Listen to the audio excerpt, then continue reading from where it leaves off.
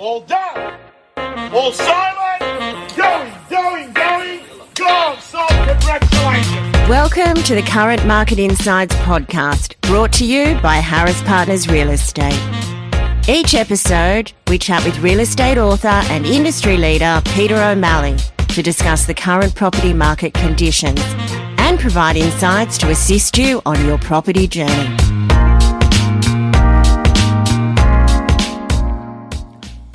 Hello and welcome to another edition of Current Market Insights. I'm your host, Ciaran O'Brien, and with me is Mr. Peter O'Malley. Peter. G'day, Ciaran. Great to see you. Great to see you, Peter. This week, I want to talk to you about a range of topics, to be honest.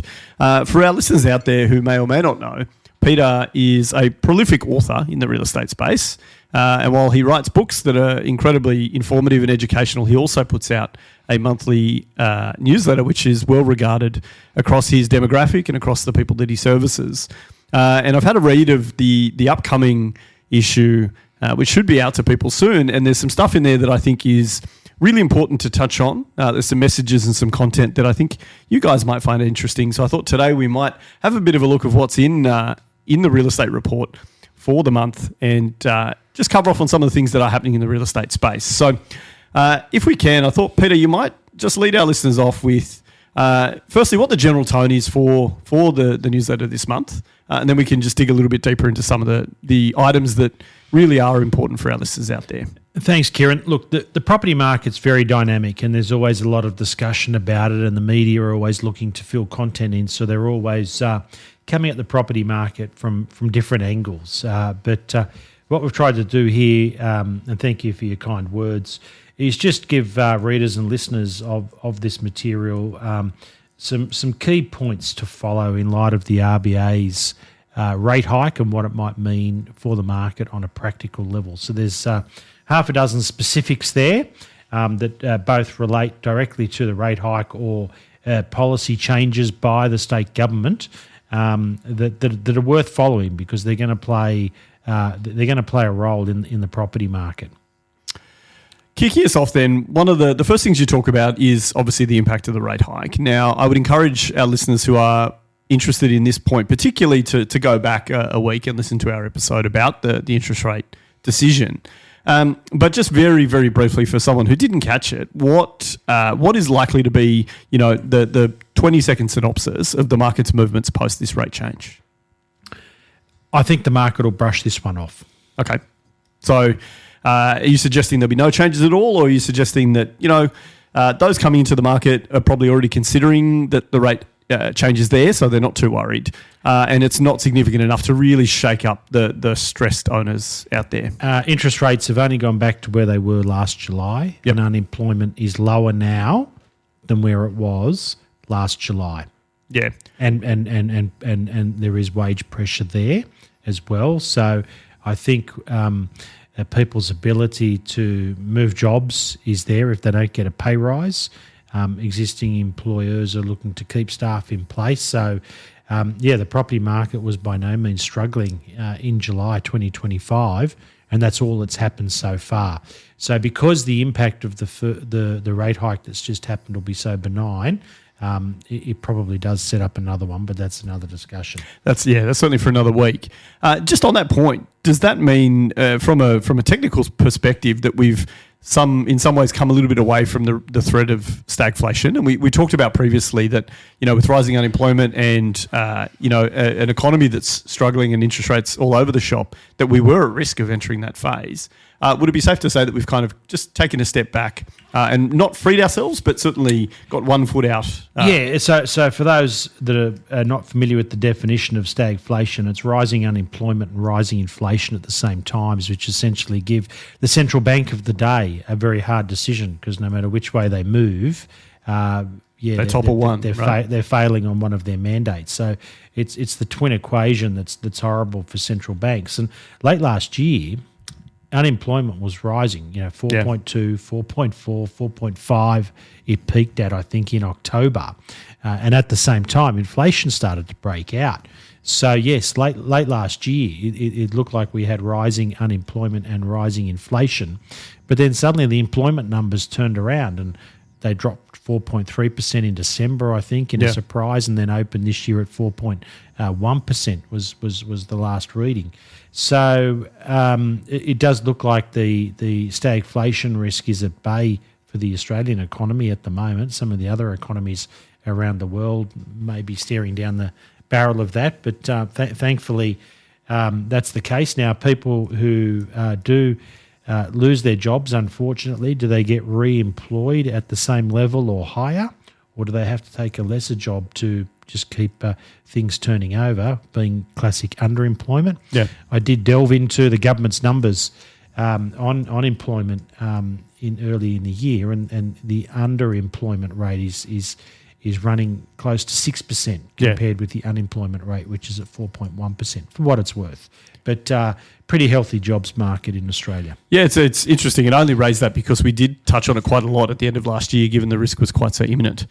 One of the other big things that's happened recently, and which you talk about, is the New South Wales government's name and shame register.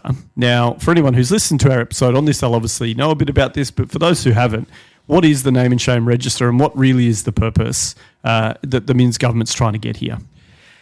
So the new name and shame list run by New South Wales Fair Trading publishes enforcement actions such as fines, licences, suspensions and cancellations against real estate agents, property managers and strata managing agents in one easy-to-search place. It's the latest in a range of tools and reforms the government is pursuing to give consumers clarity and confidence when choosing a real estate agent and to hold licence holders accountable for serious or repeated breaches of the law. Yeah, so there's a range of actions that they're determined to crack down on, but the big one that would matter to most people listening to this podcast, Ciaran, is that if you are a serial underquoter, a real estate agent underquoting to the marketplace, and you are penalised for that and charged with that, you will go on the name and shame register. Do you know, when I heard about the register and I read the description, the concept that it's all of these things in an easy-to-find place, the thing that made me laugh the most is the thought of, have you ever used a government website to find anything? Like, if you've ever needed information on Service New South Wales or Fair Trading, whatever it might be, the government is not renowned for having websites with easy-to-find information. I have to wonder whether this will end up being one of those things where it's, it exists, but good luck actually trying to find any information on it. Yeah, I think what it really did is it gave the government plenty of press and airplay. Certainly did, yeah. To further warn real estate agents of what's coming. And the media jumped on it. So, yes, you're right. Will Joe Public be monitoring this website weekly, looking to see which new agents have popped up on it? No. But the media, particularly the Sydney Morning Herald, have been operating in lockstep with the Minns government by the look of it. And a real estate agent's great fear would be ending up on this register, and then the government, the media, picking up on it and shining a light on them. So I think that's what the government are hoping is a deterrent, and I think the government would be happy if nobody ended up on this name and shame register. Yeah, and that agents took heed of the threat hovering over them. But what has happened, wrongly or rightly, to try and control the issues in the property market in the last 12, 18 months is the government have essentially seen a trial by media to try and control the real estate industry and its practices. And you've seen two agents that we've discussed before, and we don't need to go over again, but two high-profile instances of agents being struck off because the government's had enough of it. What we're saying in our February newsletter, though, is home buyers can expect less instances of properties selling for 20% above the agent's price guide. Yeah. Hopefully. I don't. That is a firm prediction of mine that agents will stop being so cavalier, so broad, across the broad spectrum. There will be isolated incidences where agents just run the gauntlet still. Yeah. And there will be isolated incidences where the market takes properties beyond 20%. But we were heading to a scenario where the previously accepted norm of a reserve price is roughly 10% above the agent's price guide, we were coming to a point in Sydney and Melbourne to a lesser degree where it was an accepted norm that the sale price or the reserve price was 20%. Oh, in the area where you operate, I Yeah. mean, everyone you speak to says, "Oh, we expect 20 or 30% on top Correct. of what you're telling us." Yeah. yeah, And, consumers may not see this side of it, but as a real estate agent, I don't know how you handle this when you've got a listing that the owner wants around 2.2, you quote 2.2, buyers walk through the front door and say, what's the guide? 2.2, oh, I wouldn't pay 2.5 for this. Yeah. And that's how heavily conditioned the market is at the moment to expect and believe that the agent's underquoting, that they just tar every agent and every price guide with the same brush. So this name and shame register, in combination with everything else that the government are doing, we'll see, a little bit more sense and sensibility come back into agents' price guides. Yeah, look, I certainly hope so. It's one of the more frustrating things as a buyer, but also as someone who follows the market closely to see some of the cavalier attitudes. One of the other things you talk about in the newsletter this month is the rental market. It's actually one of my favourite topics. I'm always interested to see what's happening in the space, and I think it's a really important one, particularly for our younger demographic. So I'd love to get your thoughts on where you think the market's going to head this year, whether you think it's going to be more challenging to navigate than in previous years, or whether we're kind of on track to have a similar experience as we've had over the last kind of, I say, post-COVID rental market, because that's in a league of its own still. Well, look, I'm on the record, Ciaran, as saying that I think the Sydney rental market will jump 10% this year. Yep. And that'll be the biggest jump for the Sydney rental market since 2022. Since COVID, yeah. 23, 24, 25, there was growth in the rental market, but it wasn't that aggressive. And particularly in 25, and to a lesser degree in 24, when interest rates were stable. Yeah. Landlords, and I'm not saying this is wrong or right, but it's just a market reality. That's all we like to talk about here. Landlords are far more prone to push price increases on to tenants, rental increases onto tenants, or chase a higher price in the rental market when interest rates are going up. Of course. And in combination when inflation is rising, because their costs, their council rates, their water rates, their maintenance rates, their agents' rates, everything rises with it.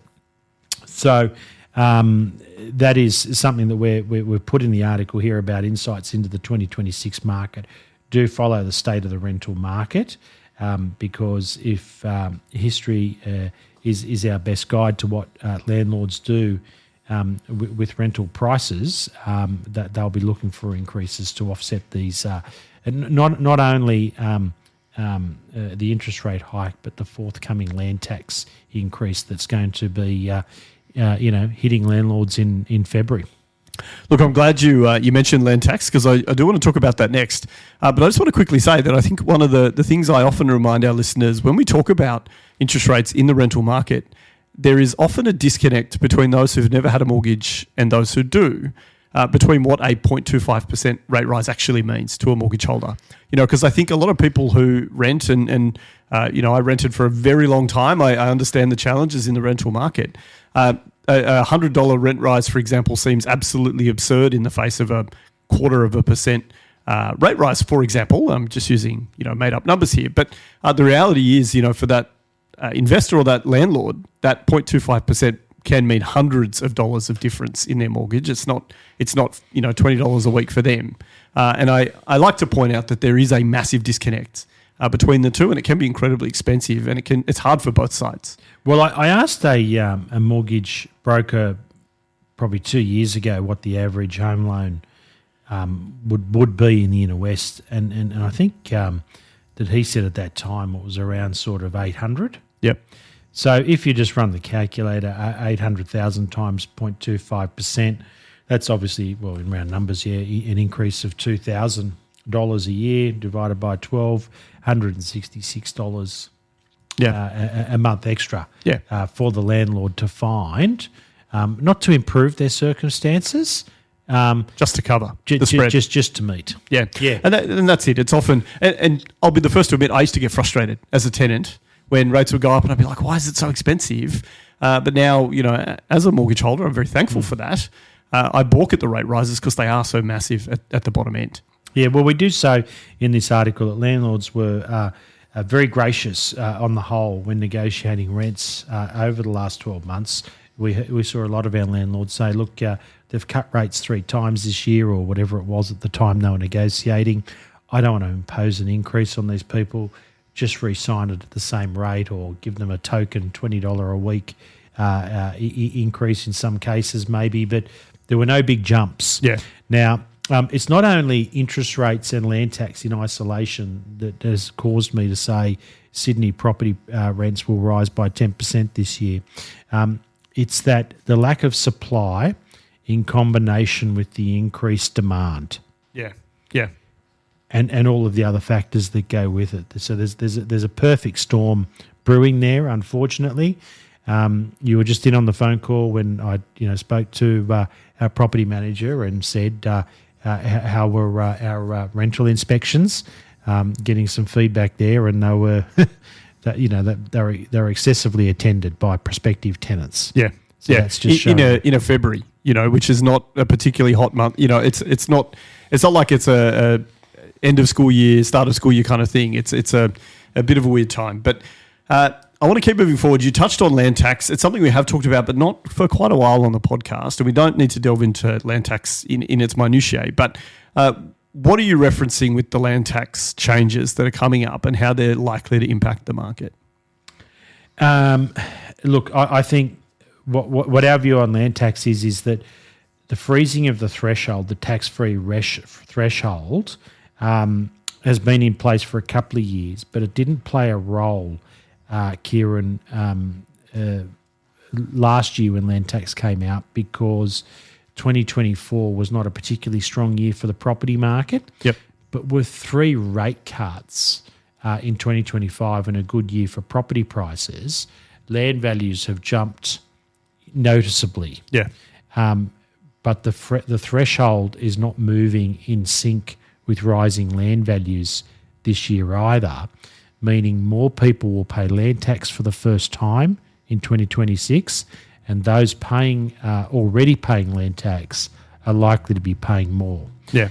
And I've spoken to a few people who follow the land tax story, and they don't see this as a big one. But I think with a lot of landlords' finances and the justification of the investment becoming line ball, the increased land tax or getting hit with land tax for the first time will be too much for many landlords, which will cause them to sell. Yeah.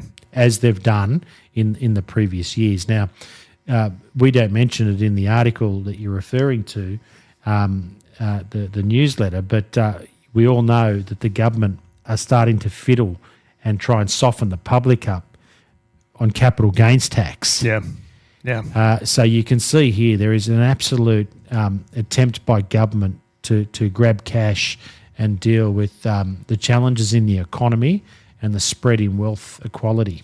Yeah.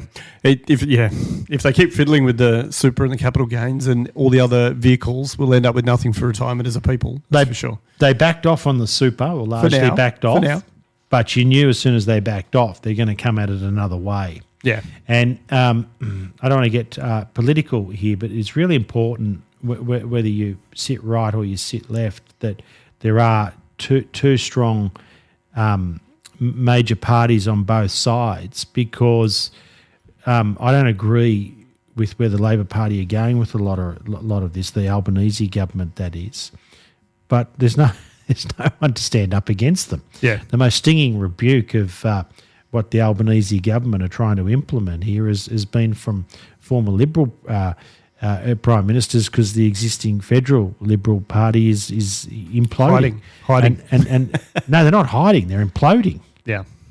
Yeah, it's not healthy. And if it was the other way, where the Liberal Party had such a dominant mandate that they could, play really, really hard to their base and overstep the ideological mark that the Labor Party are now doing, I would say we need a stronger Labor Party to stand up against this, because it's unhealthy. And if you go back to work choices, the Howard government did overstep the mark. Yeah.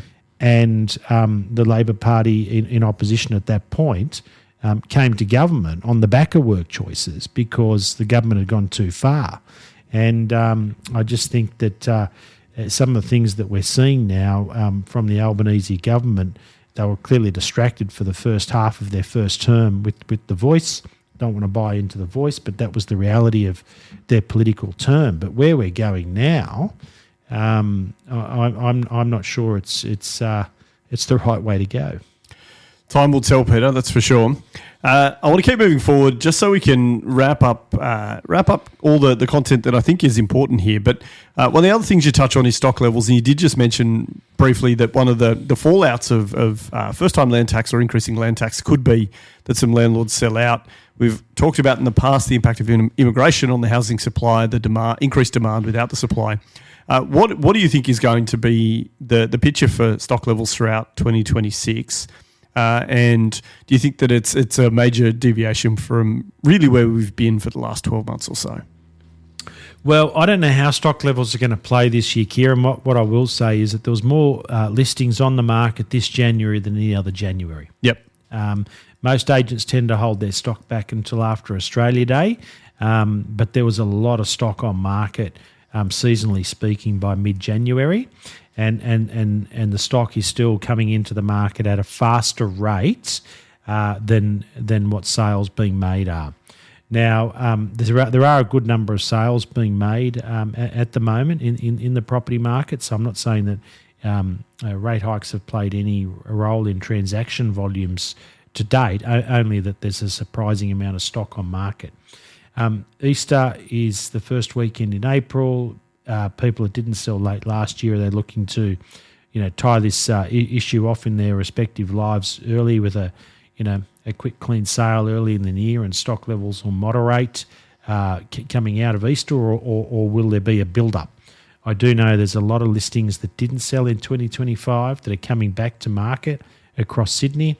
So when you've got the New Year stock starting to clash with relists from the previous year, you need a good amount of buyer demand to absorb all of that. Yeah.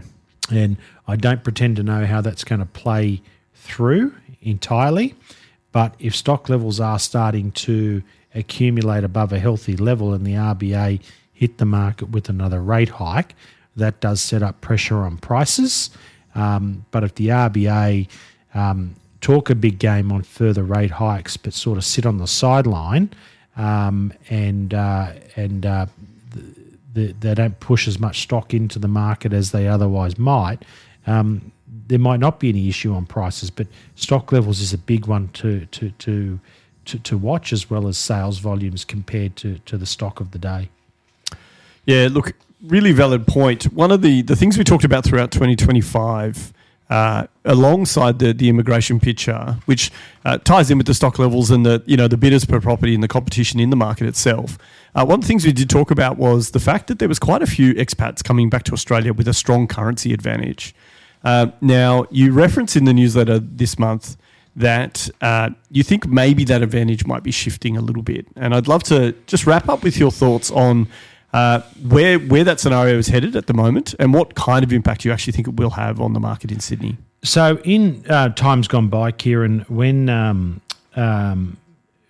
we were talking about migration into the country, we would instantly jump to a picture in our mind of someone coming to Australia as someone who's young, looking to start their new life in Australia and become part of Australian society. Yeah, that's my father. Fresh start, My father came to Australia in 1967. He was 21, and he was here to make a new life and make a go of it. Where the migrants that are coming into the country and immigrating here at the moment, they're a little bit more progressed in their life journey than the stereotypical new arrival. They're skilled migrants. They're coming cashed up.